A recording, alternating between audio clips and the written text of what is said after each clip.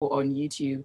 And of course, if you want to be a part of the conversation, you can go to our WhatsApp line and drop your messages there. The WhatsApp is 0809 444 0981. Again, 0809 444 0981. But if you want to call in, the number to dial is 01 448 9981. Do not forget that you can also drop in your messages on YouTube so that we can see them and take them.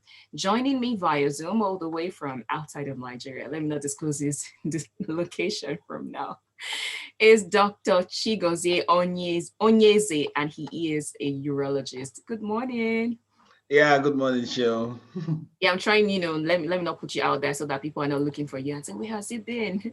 But thank you so much for taking time out of your really busy schedule to be here this morning. I really do appreciate it.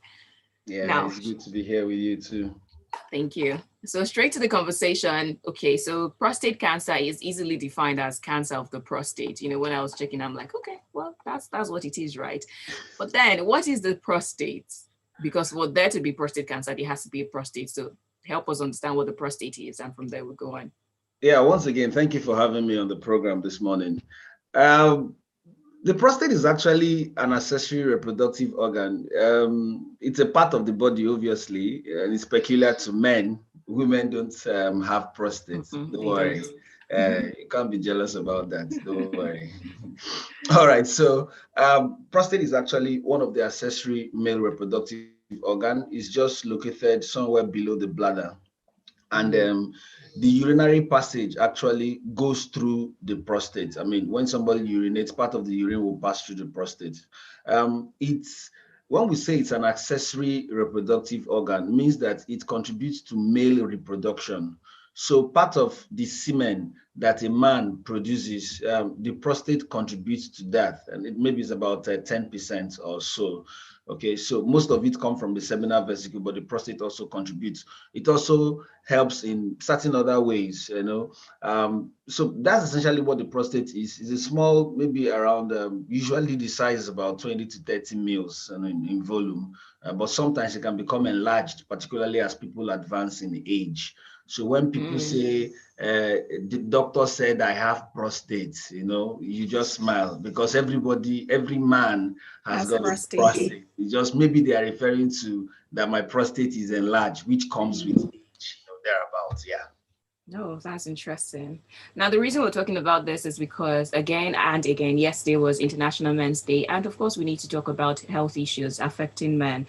Now, another reason is that according to the official data from, let's start from America. It says in 2018 from American Cancer Society, it was estimated that 164,690 men will be newly diagnosed with prostate cancer. And then from that number, 29,430 will die from the disease. And then 1 in every 9 men will be diagnosed with prostate cancer during their lifetimes. But then coming down to Nigeria, in West Africa, it's said that West Africa has the 5th highest risk for prostate cancer mortality in the world. And then in Nigeria, it is said that prostate cancer is both the most common and the most deadly cancer. And then you have about 32.8 cases and also 16.3 deaths per 100,000 men. And that actually is more than double the mortality in North America, in quite a number of countries. Because let me not jump to the risk factor, but I understand that the race is a risk factor and it will never make sense to me. But now going back to it, why is it that prostate, because I mentioned earlier that we do not have clear symptoms and signs, except when it is already advancing. Is there a reason why there are really no clear symptoms and signs for prostate cancer? Well, if you say there is no symptom or sign for prostate cancer, that may not entirely be correct. Except you're referring to early prostate cancer. Yeah. That's what I mean, actually. Talking about early prostate cancer, yes, there may not be specific symptom to say somebody has got early prostate cancer. Usually, as people age, the prostate becomes enlarged, meaning that the cells grow, at different rates, and the prostate becomes bigger. some of these cells are normal. Okay, we call that benign enlargement of the prostate. Okay, so it's a normal enlargement. The man probably would have to wake up more times to pee at night, you know, and all that. He might have to push to be able to empty his bladder. He may spend a little longer in the toilet trying to urinate, you know. So these are usual things you find with prostate enlargement. But if you now come to the specifics of prostate cancer, you may not have any exact symptom or sign for early prostate cancer, meaning that you can't distinguish this from a normal enlargement of the prostate. Oh, okay. That's what it is. So if a 65 or a 70-year-old man is having challenges with urination from a normal prostate enlargement, another person might be having that same symptom, but his is an early onset or early prostate cancer. So that's essentially what it is. By the time people start having symptoms peculiar to prostate cancer, it's most likely advanced. That doesn't sound good. Well, so for breast cancer for women, it is said that you can feel yourself and see if there are lumps and all of that. Is there possibly like a way to self-check for prostate cancer? Well, the breast is a superficial organ. I mean, everybody has got a breast. I mean, both male and female. It's just that it's more developed in women. But it's something you can touch your chest and feel. So it's an external organ. The prostate is an internal organ. So you may not be able to self-check. Okay. So one of the ways we check the prostate as urologists is to do what we call a rectal examination. So if you walk into my consulting room in Lagos, you probably, after discussion, I'll put on gloves and stick my hand into the back passage and feel the prostate. That's usually what we do. That's the only way. Not exactly the only way, you know. No, I'm saying, no, I understand that that's not the only way to check for symptoms or signs, whatever the case may be. I'm saying if there was a possible self-check method, yes. How? Yes, except you want to put your own hand into the back passage and feel for the prostate, which is clumsy, and I don't think it's feasible. Okay, so the prostate is not an external organ, it's an internal organ. So it's difficult to self-check in that respect. However, we encourage people to do annual checks. So if somebody is doing an annual check, they could run some scans to see how the prostate, or what's the prostate size and all that. How does it look? Either you're having an ultrasound scan, which is available everywhere, okay, or you're having an MRI scan. I mean, for those who would need that, you know. So these are ways we can actually use in checking the prostate and detect if there is something early in the prostate. Of course, whoever you're seeing as your urologist would have to ask some questions, you know, and stuff like that. So, and then if you need to go for some bloods, I mean, some blood test and all that, there's prostate specific antigen, PSA. I mean, it's common. You can have that done in any of the labs in Lagos and any other place. Okay, so these are ways that people can self-check. But if you're comparing prostates with breasts, like stay under the shower, palpate the breast in different quadrants, no, I don't think it's exactly the same. Okay, so let's quickly take this question and then go on a break. This one is on YouTube from Kolawole Bakari. He says, good morning and thanks for this. Please, the cancer part, how does it come? Is it hereditary? Well, we are now pushing the discussion perhaps into the causes or the risk factors. Actually, that's the next one. That's why I took it. Oh, okay. So the thing is, prostate cancer, yes, is peculiar to men because they are obviously the ones that have prostate. It's worldwide in distribution. Men all over the world have prostate cancer. But it is noted that there are some particular people that are at increased risk of having prostate cancer than the others.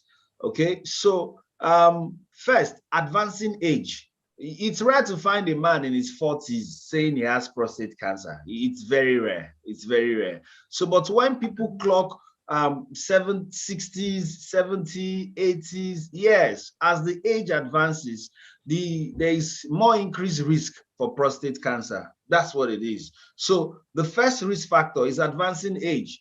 Okay, so somebody has said if you do an autopsy for most men who die after 80 years, you're going to find some traces of cancer cells in their prostate. Some of them will not die from the disease. they will die with the disease. That means it's just there and it runs an indolent course, slow growing, it doesn't disturb anybody. So advancing age is one of the risk factors. And then you talk about race, like you mentioned earlier. It's more common in Black, whether in Africa or in America. So if you're in America, it's more common in the Black Americans. Of course, if you come to Africa, we're Black, so it's also more common. And then you also have the more aggressive ones in Black too. Okay, people have given different reasons why this might be so. It is said that the Black man probably has a higher level of testosterone or androgen as compared to the white. So you may be asking yourself, oh, that's not good news. Okay, so so people have tried to look for different reasons why this may be so. Okay, so Black race is a risk factor compared to the whites or the Caucasians. And then, more importantly, please, before I skip this part, family history. Family history. So if somebody has got a first-degree relative, either father or brother, or thereabout, first-degree relative that suffered or died from prostate cancer, then he would need to be checked earlier because the risk is higher for such people. Okay, so those are some of the things that people should know about the risk factors and how common it is in our environment. Thank you so much. We'll definitely come back to some of the risk factors since it appears that we do not have really clear causes of prostate cancer, which is sad actually. But then, in case you're joining us for the first time, this is Breakfast in Bed. The conversation is about prostate cancer. And of course, you can be a part of the conversation by sending your WhatsApp message to 0809-444-0981 and call on the number 01-448-9981. We are streaming live on YouTube, so you can go there to see what's happening in the studio. And of course, save the video for future uses and of course share with somebody too. We'll take a quick break, and when we come back, I'll still be here with my guest and we will still be talking about prostate cancer.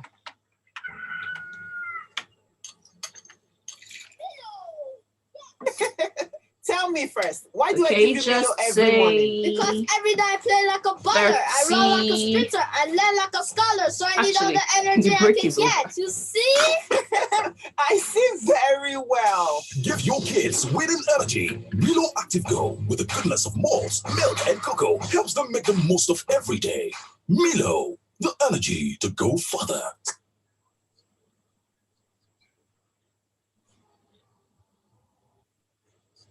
Love music, love life, Smooth 98.1. This is Breakfast in Bed. My name is Oluwaseun, and I'm having a conversation on prostate cancer with Dr. Chigozie Onyeze. We are on YouTube right now, and you can go there to see us and, of course, save the video, like I always say, and, of course, share with somebody. Go to YouTube and search for Smooth 91 FM Lagos. That's the channel. And of course, please subscribe and click on the notification bell. And then if you want to send your WhatsApp messages, please send them to 0809-444-0981. Call on the number 01-448-9981. Thank you, Dr. Chigozie, for telling me at least three strong risk factors. What about obesity and weight gain? Is it implicated?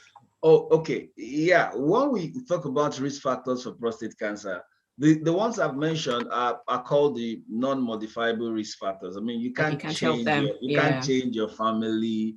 You can't change the fact that you're Black. I mean, even if you decide to bleach, okay? You can also change.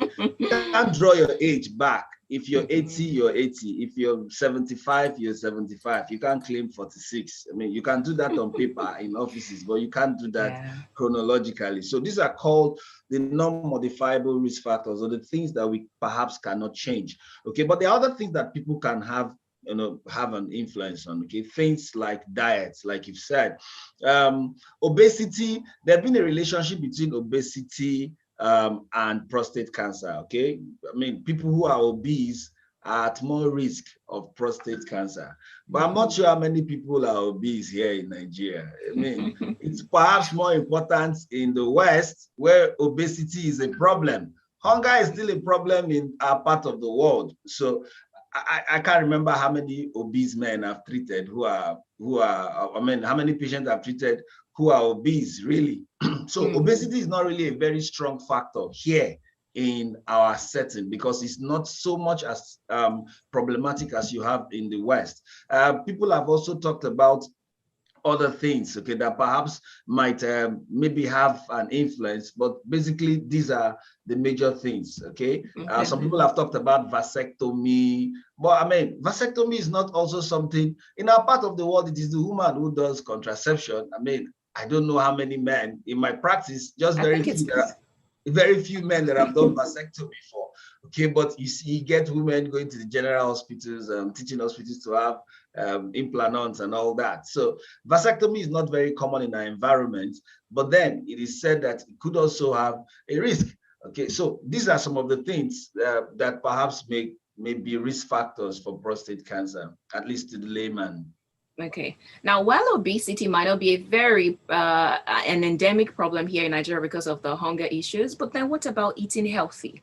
Because it's one thing for you not to be obese, it's another for you not to actually be eating healthy. You know how we usually say that you're slim does not necessarily mean that you're healthy. So what about the place of diet?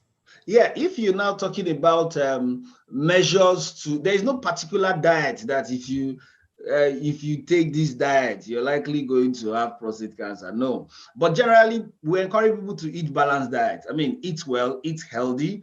I mean, avoid unnecessary things that perhaps may be a risk factor or may contribute to ill health, generally speaking. So we would want our people to eat lots of fruits, lots of vegetables. These are things that have been considered to be helpful to those in the West. Okay, particularly if you're looking at not just the West, even if you look at the Asians, they have a very low risk of some of these malignancies, and they say it is because of their diet. Okay, so we should, as much as possible, eat healthy fruits, vegetables, and then sometimes we even talk about specific things. I mean, there are fruits or food substances that contain things like lycopene. Tomatoes, for an example, it helps in prostate health. Okay, so these are some things that we encourage people to do. Okay, and then maybe avoid junks and stuff. Other habits, maybe smoking. Smoking has not been, there is no really direct relationship with prostate cancer and smoking, but we encourage our patients to quit smoking. Okay, so these are some things that it may contain carcinogenic. When I say carcinogenic, I mean cancer-forming agents. Yes. Okay, so you want to avoid some of these things as much as possible. But then back to the main point that there is no specific diet that would say if you take this, you're at risk of prostate cancer, or if you avoid this, you perhaps will go scot-free if you have other risk factors. All right. I hope that answers the question. Well, to an extent. Obiora Umira on YouTube says, good morning. Is there a way to prevent it? I think that touches a bit on that. Maybe we'll fully talk about that later on, but then let's talk about some common misconceptions or myths about prostate cancer and its prevention. Is it true that increased ejaculation can actually reduce your chances of having prostate cancer? Well, that discussion came up in one of the conferences in America. There have been studies that have drawn the relationship between ejaculation and prostate cancer. The initial studies were retrospective studies. I mean, they were looking backwards to see how people ejaculated, whether they have more, or just observational. And then there's a latest study that it was a prospective study, and they showed actually that people who had a higher number of ejaculation per month or per year had a slightly lower risk of prostate cancer. Okay, but it is not generally accepted because it is just a research. I mean, it is not something that we have replicated across board. So it has not been established as a protective factor. But studies have shown that, yes, some people who ejaculated more had a lower risk of prostate cancer. How that being said, it doesn't mean that people who do not ejaculate are likely going to have prostate cancer. I mean, we have people who are celibate. I mean, we don't say that people who are celibate and who do not engage in regular sexual intercourse would have a higher chance of having prostate cancer. So back and forth, there have been discussions around that, but nothing specific. I mean, and then nothing that has been taken as standard with regards to that. Okay, so we cannot expressly say it and tell somebody to go have more sex when you're trying to prevent prostate cancer. On the flip side, increased promiscuity can be a risk factor. Okay, so while you're looking out to ejaculate more and you go place to place, you could actually get yourself, or the person could get himself a higher chance of having prostate cancer. So I mean, these are not clear-cut things. It's not well established like you have the family risk factor, the black race. No, those are things that have been consolidated over the past decades as well-established risk factors for prostate cancer. Thank you very much for putting that out there. But do you have any other, say, not clearly cut out causes or preventive methods, rather, for prostate cancer? Maybe some myths or some misconceptions about prostate cancer.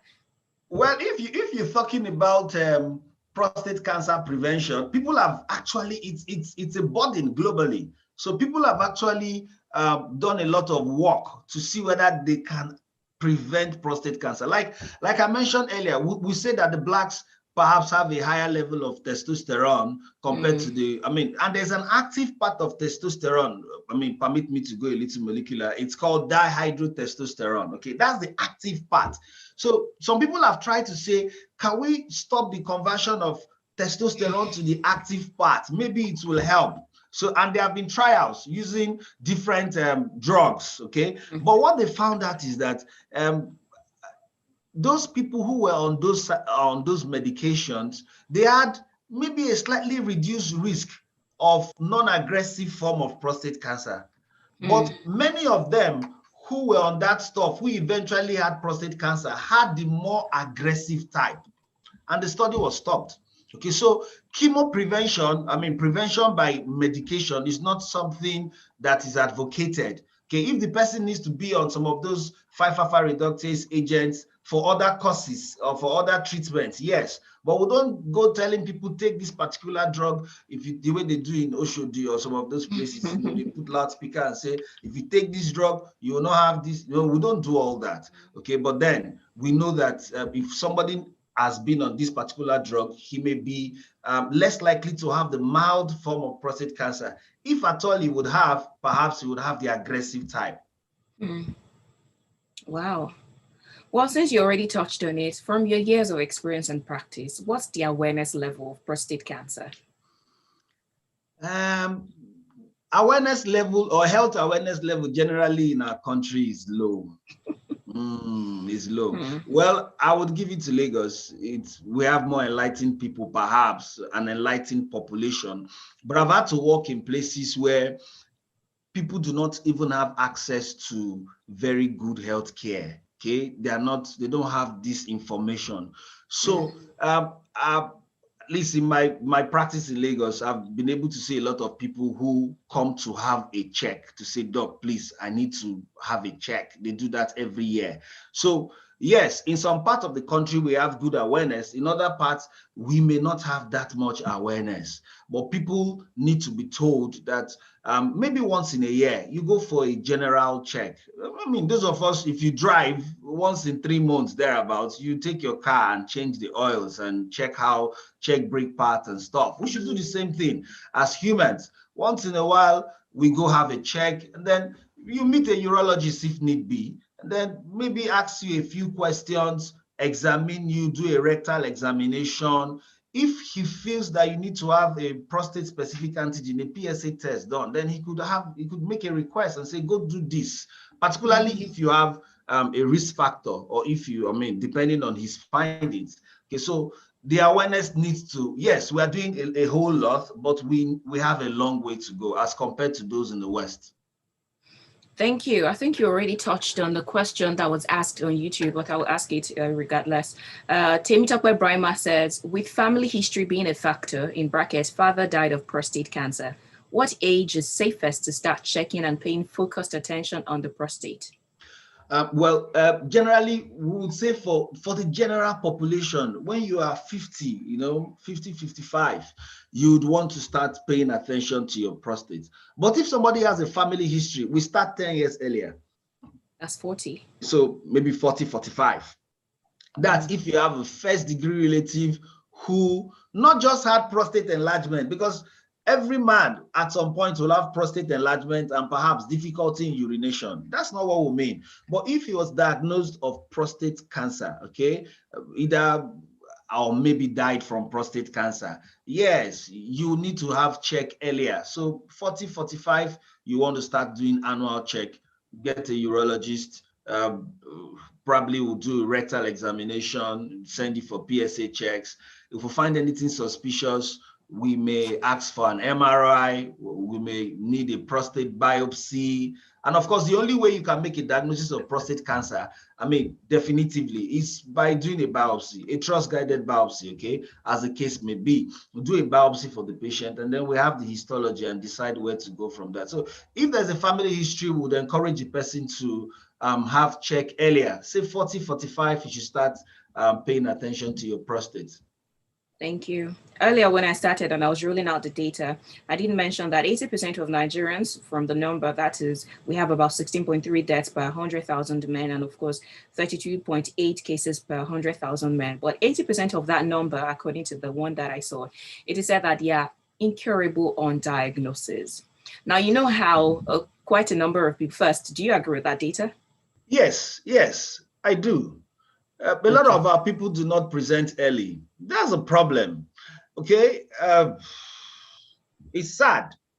It's sad that people wait until things are out of hand before they come to the hospital. And then they expect you to do either a miracle or a magic. I'm not sure which one they want you to do. Okay. So, and that's why they say that death is more common in blacks. It might be because of maybe illiteracy, they are not well informed, or maybe poverty because they don't have money to even seek healthcare, or maybe it's because of the failing or failed healthcare system. I mean, people do not have that ready, easy access to healthcare facility as they should. Okay, so if you have somebody coming very early, treatment options are available. It's curable. We've done some radical prostatectomies, radiotherapies, and all that. Treatment options are there. But if somebody is coming with either a locally advanced or metastatic prostate cancer, in that setting, you will not be able to cure. You can only manage. You can only do the ones you can, palliative care and stuff like that. Okay, so we've had people who perhaps were diagnosed someone was diagnosed of prostate cancer in 2018 and didn't do anything about it till this year. Okay, and when he was already having inability to walk and stuff like that, severe low back pain, spinal cord issues and stuff. Okay, so people shouldn't wait until things are out of hand. Present early, and then you should also take the advice of your doctor.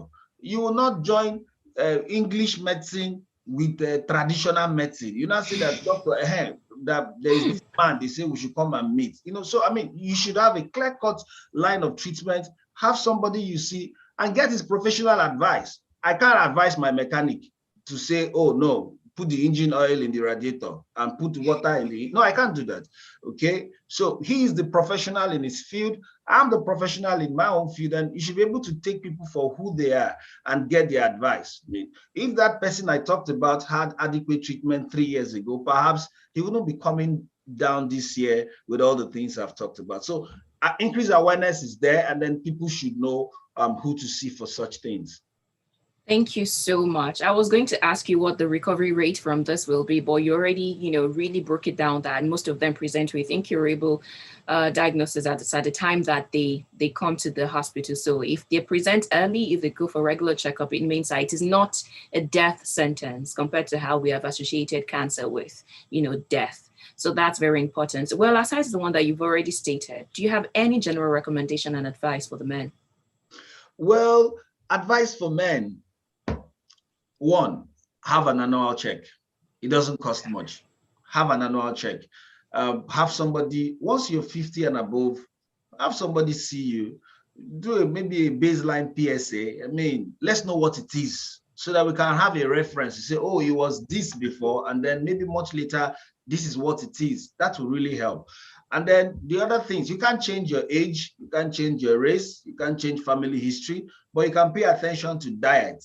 Okay, eat healthy, Lycopene containing things like tomatoes, berries may help. Okay, and then people have also talked about some antioxidants, vitamin E, for example. I mean, these are things that perhaps will be able to help mop up free oxygen radicals in the body and help you stay healthy and mop up all the carcinogenic stuff. So generally speaking, these are what people will do. And then if perhaps you have a diagnosis to say, this is prostate cancer, it's not a death sentence. It's a slow growing thing. I have people who have been patients for almost a decade and they are fine. They still call to say, doc, how are you doing? So it's not a death sentence. Yeah, it could be that a few people may have the aggressive form, okay?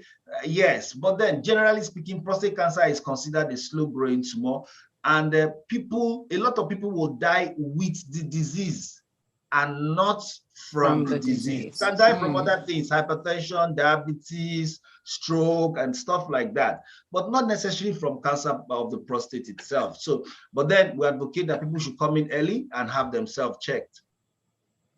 Thank you so much. You've given us very valuable information. And of course, from your wealth of experience, we really appreciate this. And I hope that somebody out there is taking notes, and most importantly, that you're going to get into action afterwards. Go for a checkup. I already mentioned it earlier. Are you active on social media? Can people follow you? You asked me the other time too. I thought you would have changed. Now that was in June. This is November. Some of us are not very active, Jerry, but I would maybe I'll try. Maybe before the next time I might become. Okay. All right, then. Thank you so much. And then if you have missed out this conversation, please go to YouTube and search for Soul Food 981 prostate cancer and its prevention. Share with a man, show them that you love them, and tell them to take care of their health, because you need them to be in good health for them to be able to take care of you. Yeah, it's a vice versa thing. Thank you again. In 5 minutes time, or say in about 6 minutes time, I'll be joined by the kids who like to answer questions and of course test their mental prowess on Curious Mind. Please tell your children to come around. It's for kids between 6 to 15. Let's have a good time as always. Then 9 o'clock is the time for Smooth Explorer. You're tuning to Breakfast in Bed here on Smooth 98.1. Right, and you're listening to Smooth 98. Thank you. Now you can go back to your work. Thank you. All right. Thank you very much. Thanks. I'll share the link with you when I'm done. Say it later on. All right. No problems. I'll be glad to have it. Thank you. Yeah. Bye. I run like a sprinter.